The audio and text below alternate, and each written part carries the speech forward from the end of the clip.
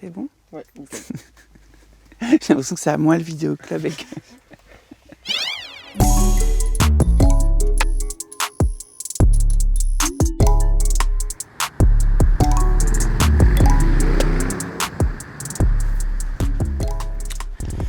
de toute façon, comme je cherche des comédies romantiques, tout a un petit rapport quand même avec l'amour pour moi. Oh là là.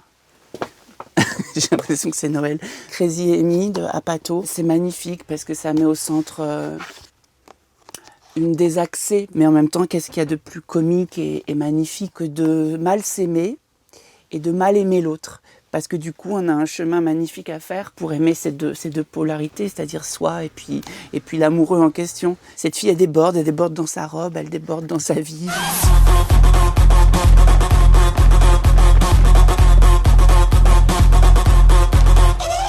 Et c'est vraiment le cinéma de mon cœur et j'avoue que, enfin, c'est idiot ce que je dis, mais je rêve souvent d'écrire comme ça, enfin en tout cas de jouer comme ça j'y arriverai, mais non, mais de jouer avec eux, quoi, qui m'invitent dans leur fête. Voilà, alors ça, c'est une révolution pour moi, le cinéma de Sophie Fillière. C'est Emmanuel DeVos, entre deux hommes, Bruno Todeschini et Lambert Wilson, qui va tout à coup vivre la séparation, pas de la mer Rouge, mais en tout cas va se retrouver comme ça au bord de sa vie, quoi, dans un vertige de soi. Vous êtes seule là? Oui, j'avais un petit peu de temps libre, alors voilà, c'est bête, ça m'a pris comme une envie de pisser. Non, je veux dire, vous vivez seule? Et Sophie, c'est une immense écrivaine de comédie. Alors on dit souvent que c'est des comédies analytiques, ou etc., etc. Pour moi, c'est des comédies romantiques. C'est des comédies romantiques dans la mesure où les personnages féminins principaux de Sophie incarne une telle évidence et complexité de comment aimer ou comment être aimé, que pour moi c'est vraiment le sujet de ces films. Et puis comment s'aimer soi-même surtout, c'est quand même, on pourrait déjà commencer par soi. Voilà, ouais, ça c'est un film avec Anna Faris qui est idole pour moi. Par exemple, à un moment donné, il y a une scène géniale, elle fait croire qu'elle fait partie d'une université style bêta, alpha, nana, et en fait elle veut draguer un mec qui est hyper intelligent, donc elle a des notes sous la table. Et puis elle se baisse et en se relevant, elle s'est pris un chewing-gum. Oh, I can't believe that happened. I'm sorry about all the gravity. Are you all right? Elle se sent démasquée et le chewing-gum tire pendant tout le truc jusqu'au fond du truc. Et ça, c'est débilos, mais ça me fait hurler de rire d'avoir à jouer ça. Parce qu'elle joue ça, mais elle ne joue pas que ça. Et je trouve que cette actrice, elle a un burlesque presque impoli, insolent. C'est une grande actrice pour moi. La comédie romantique, c'est considéré par certains un peu comme un sous-genre. Pourquoi, selon toi, c'est pas encore apprécié à sa juste valeur? Moi, je trouve que ça a beaucoup de couilles, une comédie romantique, parce que ça ouvre son cœur, mais ça peut se ramasser plein de trucs, parce que soit on va les traiter de bisounours ou de choses peut-être un peu trop intello et un peu trop blabla. Mais moi, je crois, comme je crois à la parole, et je crois au cinéma, et je crois surtout à la formulation des sentiments. Pour moi, c'est le cinéma idéal. Et j'écris en ce moment une comédie romantique. Et là, voilà, ça c'est un film de dépressif. La dépression, moi ça me fait beaucoup rire, la dépression amoureuse, c'est un état vraiment très vertigineux. Que je connais bien. Et ça, c'est Damsel in Distress de Whit Stillman. 5 filles ensemble, c'est comme 5 mecs ensemble, ils vont à un moment donné parler de qui t'aime pas, qui t'a répondu, est-ce que l'autre il est plus beau que machin. He's one of those that I was talking about, tall, probably considers himself very smart and handsome, and a journalist, so you can just imagine the mind-boggling arrogance and conceit.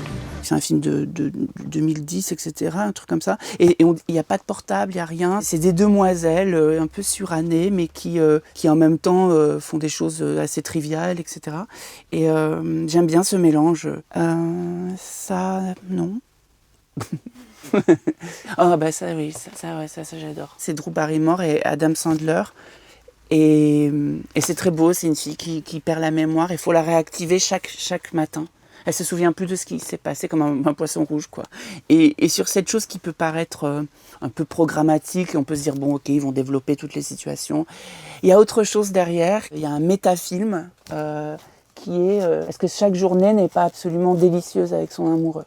Est-ce que finalement, les petites choses ne sont pas les choses les plus amoureuses et à re-raconter le lendemain? Oh, there's one about me.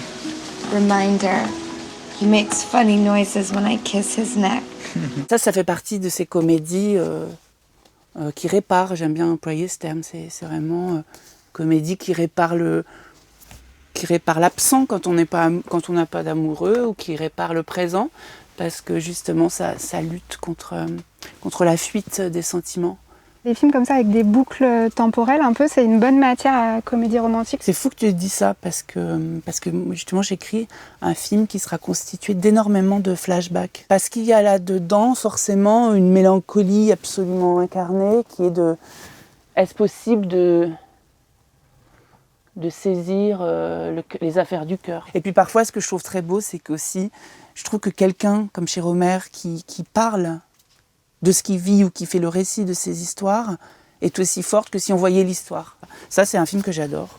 Bon, c'est pas vraiment une comédie, hein, mais enfin, je l'ai pris parce que voilà, mais je sais pas, je trouve que c'est un film désirable, pas tellement dans ce que ça raconte, enfin dans ce qu'on y voit, mais désirable dans le projet de Gaspar Noé. J'aime bien cette horizontalité entre lui, ses acteurs, l'abandon des interprètes, parce qu'il y avait une cinéaste que j'adore qui dit dans l'abandon il n'y a pas d'obscénité, et je trouve que dans ce film, c'est un de ces films, je crois, où la notion d'obscénité, même si c'est une notion qui est merveilleuse pour le cinéma, elle est moins volontaire. Il y a de l'amour. Il y a un chemin, il y a de la mimésis, quoi. Je me retrouve dans ces premières fois, dans cette recherche, qui est la recherche du plaisir par le corps, par sa limite, etc. Voilà. You can do whatever you want if you ask me to. Anything I want? Yes, you can have a lot of freedom if you ask me to. J'ai l'impression que c'est à moi le vidéoclub avec... Pardon. Voilà Paul Rudd qui est par exemple dans ce film que j'adore de James L. Brooks. Je sais pas pourquoi ce mec, je trouve, il symbolise pour moi une forme de normalité suprême de l'acteur viril, un peu comme ça, bon teint, beaux yeux bleus, mâchoire carrée, nanana. Ça c'est une chose extérieure à lui, mais lui dans son truc d'acteur, ce qui est incroyable, c'est sa porosité. Ça veut pas dire de la sensiblerie, mais j'aime bien quand tout à coup, Depardieu, il me fait cet effet, mais Depardieu, c'est un grand acteur. Lui, c'est monstrueux, qu'il soit romantique ou pas, mais de toute façon, il a les yeux de l'amour. Moi, j'appelle ça les yeux de l'amour. C'est quand un acteur, quand il joue avec son partenaire, et que donc il y a le chant contre chant, et dans ses yeux, il y a l'amour. Mais l'amour, c'est pas cucu, c'est un amour vraiment plein, fébrile, qui ne sait pas ce qui va se passer la seconde d'après. En vrai, normalement, ce serait ça de jouer une scène d'amour avec quelqu'un. C'est ne pas savoir la réplique de l'autre. Le danger, comme si je déclarais ma flamme à vous qui êtes caméraman, est-ce que vous allez me foutre une baigne ou pas? C'est ça en fait. Tout à l'heure, quand tu m'as posé la question, quelle actrice comédie romantique, oui, il n'y en a qu'une pour moi. C'est Audrey Hepburn. Cette fantaisie intellectuelle, cette évidence et à la fois ce glamour. I know what you want. You want big houses, fast cars. You're right. There is a donk. There is? I thought there was. Right there. Donk, donk, donk. There's something loose without a question. Je trouve que dans ce film, qui est un film super impoli aussi, on peut dire que c'est une comédie romantique, mais pour moi, ça en est une, mais c'est pas cousu de fil blanc. C'est comme le sont les couples. Il m'inspire beaucoup. Ça, oui, c'est un film... c'est difficile de se remettre de ce film-là. Puis là, ce que j'adore, c'est pour Woody Allen. J'aime beaucoup comment lui, il s'aime. Il se filme, mais il s'aime pas. Please, I have a headache, all right? You are in a bad mood. You must be getting your period. Puis j'adore sa façon de jouer les amoureux, parce que lui, ce sont des amoureux qui n'existent que chez Woody Allen. J'ai jamais vu quelqu'un aimer aussi mal ou aussi à côté pendant tout un film, au risque de se perdre. Je l'aime beaucoup. While We Were Young de Noah Baumbach, c'est un film avec Adam Driver, etc., Ben Stiller, mais surtout avec Naomi Watts. Elle a presque une propension à incarner une forme de martyr dans ses rôles.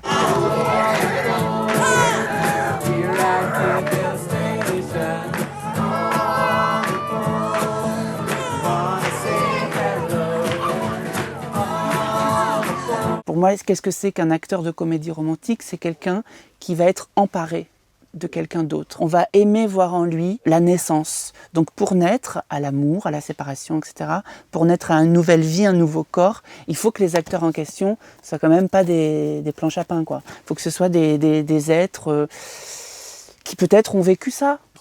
Bon, lui, je l'adore, enfin lui, voilà. Voilà, ça c'est Joaquin Phoenix.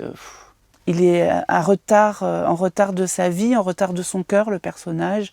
Et je trouve que c'est très beau comme état pour un acteur de jouer ça. Il est comme dans une société totalement d'écran, enfin de fiction. Et ben lui, il va avoir un chemin avec un être apparemment virtuel. Et ça va lui faire une caisse de résonance. Il va se re-rencontrer lui-même.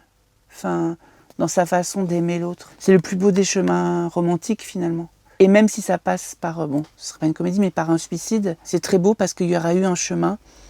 C'est Musset, on ne badine pas avec l'amour. Peut-être j'ai connu un âme, mais j'ai aimé. Dans les comédies romantiques, il n'est pas toujours obligé qu'il y ait une happy end.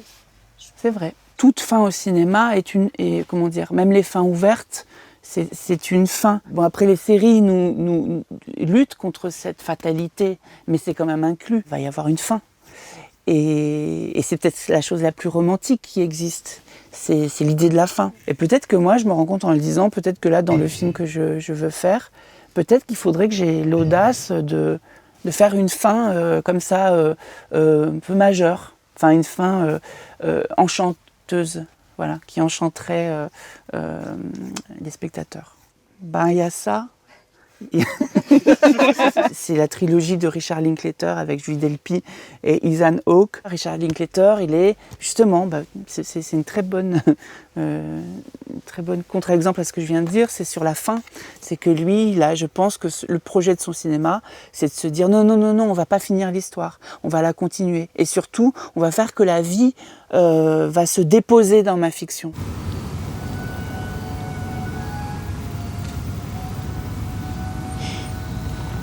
Pour moi, quand je dis comédie, peut-être que je me trompe mais en même temps, c'est ma façon d'approcher.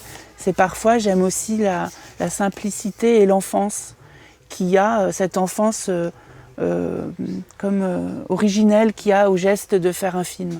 Et chez Hong Sang-soo, pareil, c'est, comme on dit, c'est close to home, c'est proche de sa maison. Il filme ce qu'il voit, il voit ce qu'il filme, il filme qui il aime et il aime filmer les femmes qu'il aime. J'ai eu vraiment un coup de foudre pour le film, mais pour cette actrice et puis cette fable où elle est tout à coup dans un jardin immémorial. Je me suis sentie très proche, c'était comme une petite sœur. En plus, j'arrêtais pas de me dire, oh là là, qu'elle ressemble à Charlotte Gainsbourg, que j'adore. Et en fait, au bout d'un moment, elle croise Jane Birkin. Donc c'est très malin. Et Jane Birkin lui dit, oh, c'est dingue, vous ressemblez anormalement à mon fille. Et On est les hommes, j'adore que ce soit une fille si jeune, qui soit déjà à un âge de sa vie où elle aime tous les hommes. C'est-à-dire qu'elle va aimer chez l'un ça, mais chez l'autre, elle va aimer ce que l'autre n'avait pas. Cette chose-là, cette ouverture, je trouve que c'est hyper beau. Je pourrais parler de ce film parce que Afsia, c'est une femme que j'admire beaucoup. Et son film, je l'aime beaucoup parce qu'il est apparemment mineur comme ça. Il y a une chanson un peu mineure, mais c'est un art pour moi, ce qui est mineur. Je sais que c'est déjà quelqu'un dont on va suivre les films et ça m'enchante beaucoup. Je trouve joli je crois que c'est extrait d'un poème de Frida Kahlo. Ouais. J'ai voulu donner des films qui me semblaient faire un portrait comme ça du paysage de la comédie romantique et ça me permettait aussi de faire peut-être un autoportrait.